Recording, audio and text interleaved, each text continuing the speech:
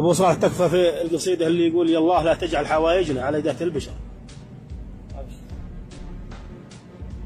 يقول يلا عسى تجعلها للمدات تغرف من بحر، واهل الجمايل لا تكف بروقها، ويا الله لا تجعل حوايجنا على ذات البشر اللي تحادى بالمظالم نوقة.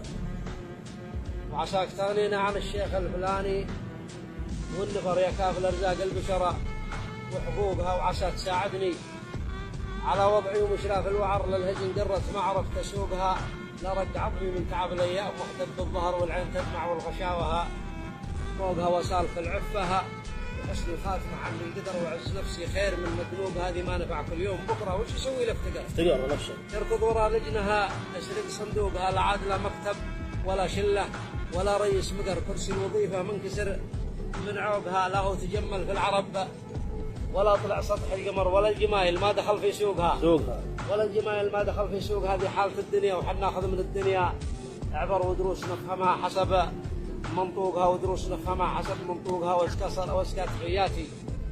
واسكات حياتي وابلغها المدعوج النظر اللي عليها النفس، واجد شوقها والقلب يصبر للغبينها، لو تذكر ما ذكر الايام دواره على طاروقها، يقول الايام دواره على طاروقها، لابد ما نصبر ونتحمل ولنعيشها، قدر والصبر مفتاح الجمل وغلوبها. والسلام عليكم. صح الله لسانه. تسلم يا الغالي.